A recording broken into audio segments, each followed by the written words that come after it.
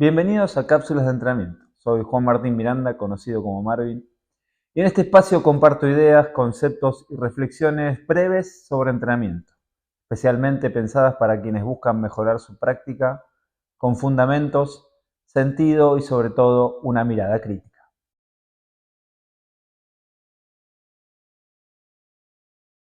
Hay momentos en el entrenamiento en los que todo parece encajar. El cuerpo responde, la atención está viva, el gesto emerge con naturalidad. Pero hay otros en los que, por más que demos indicaciones, cambiemos el estímulo o modifiquemos la tarea, el movimiento no fluye. Como si algo faltara, pero no podríamos señalar qué cosa es. Durante mucho tiempo intenté explicar esos momentos en términos de técnica, de adaptación fisiológica, de control motor. Y si bien todas esas variables tienen su lugar y su importancia, había algo más. Algo que no se deja atrapar tan fácilmente por los protocolos o los esquemas. Ese algo empezó a tener nombre para mí cuando me crucé con las ideas de Humberto Maturana.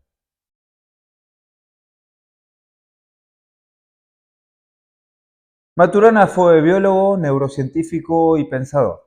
Nació en Chile en 1928 y se dedicó junto a su colega Francisco Varela a una tarea profundamente original: repensar la vida desde adentro. No buscaba explicar a los seres vivos solo por lo que hacen, sino por cómo llegan a ser lo que son. En su obra más influyente desarrolló el concepto de autopoiesis, la idea de que los seres vivos son sistemas que se producen y se mantienen a sí mismos en un proceso continuo de transformación interna.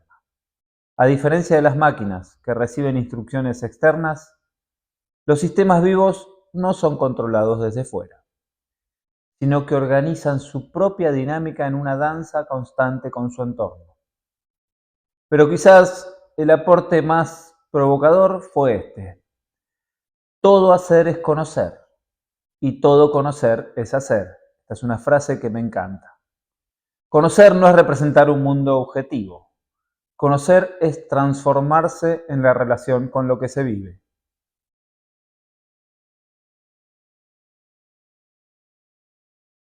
Maturana introduce otro concepto clave: el acoplamiento estructural. Este describe cómo un sistema vivo, como nosotros los seres humanos, y su entorno codeterminan sus transformaciones mutuas. No reaccionamos a un estímulo como quien aprieta un botón. Respondemos desde nuestra propia historia, nuestra estructura, nuestro modo de estar en el mundo. Cada vez que entrenamos, no estamos simplemente aplicando un estímulo para provocar una respuesta. Estamos participando en una transformación que depende tanto del entorno como del estado interno del organismo. Y esa transformación no es lineal, ni predecible, ni mecánica.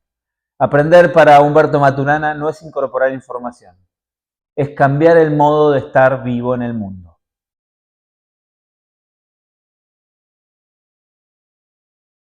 Si tomamos en serio estas ideas, entonces debemos revisar la forma en que concebimos el entrenamiento. Porque no estamos moldeando cuerpos como si fueran bloques de arcilla. No estamos corrigiendo errores como si tuviéramos una plantilla ideal de cada movimiento. Lo que estamos haciendo es crear condiciones para que el organismo se transforme en su encuentro con la tarea. Es decir, el entrenamiento no consiste en transferir conocimiento, sino en facilitar una transformación del escalador en su relación con el muro, con la gravedad, con la incertidumbre, con su propio cuerpo y sobre todo con sus emociones. No entrenamos la fuerza, entrenamos una manera de relacionarse con la carga.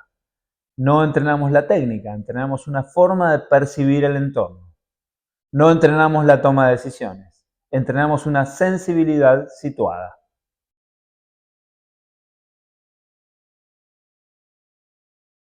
Recuerdo un alumno, un joven escalador con una fuerza increíble, pero con un movimiento tenso, desconectado, forzado, tosco.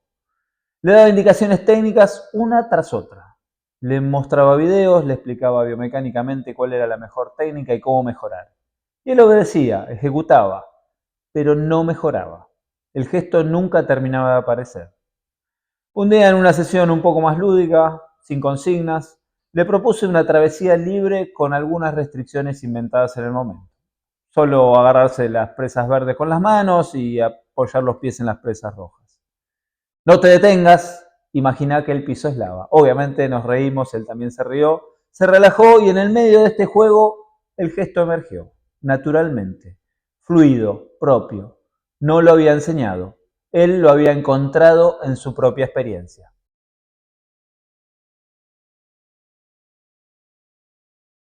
Cuando entendemos el entrenamiento como un proceso de acoplamiento estructural, todo cambia. Ya no buscamos imponer formas correctas, sino favorecer encuentros significativos. Ahora les voy a plantear algunas claves prácticas para diseñar ese tipo de experiencias. Por ejemplo, podemos crear tareas con sentido. No toda tarea es significativa. El organismo responde cuando el entorno lo desafía, lo invita, lo provoca, lo conmueve. Las tareas deben ser relevantes, no solo reproducibles. También podemos introducir variabilidad significativa. La variabilidad no es el caos, es un contexto. Cambiar las condiciones, obstáculos, reglas, objetivos, no para desordenar, sino para abrir caminos distintos de percepción y de acción. Podemos fomentar la exploración, dar espacio para probar, fallar, repetir de otra manera. La corrección inmediata a veces bloquea la posibilidad de transformación.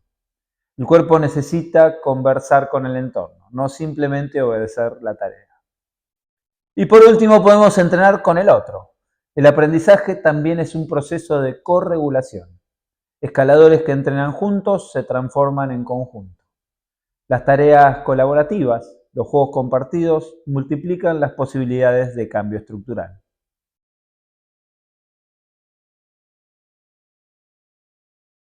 Si el aprendizaje es una transformación estructural en relación con el entorno, el entrenador deja de ser quien transfiere el conocimiento y de esa forma se convierte en quien cuida las condiciones donde esa transformación puede llegar a tener lugar. Desde este enfoque, el entrenador es más un jardinero que un escultor. No da forma, crea el espacio para que la forma emerja. El entrenador no fuerza el cambio, sino que lo acompaña con atención, paciencia y sensibilidad. Este rol requiere observar mucho más allá de lo evidente. Requiere escuchar los gestos, los silencios, los miedos de nuestros alumnos. Entender que cada escalador no es un conjunto de capacidades físicas, sino una historia viva en relación con el medio.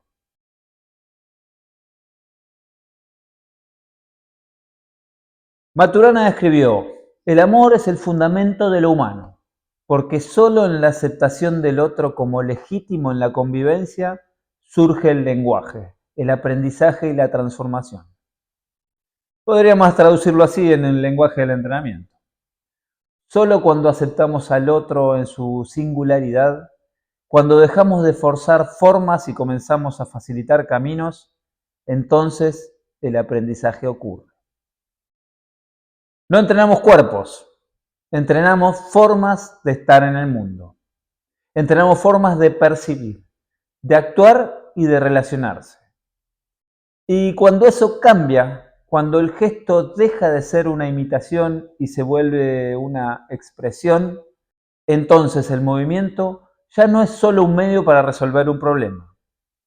Es una forma de decir: esto soy yo en relación con esto que me rodea. Y ahí, en ese instante, el entrenamiento se convierte en algo mucho más profundo, una forma de cuidar la vida mientras se escala.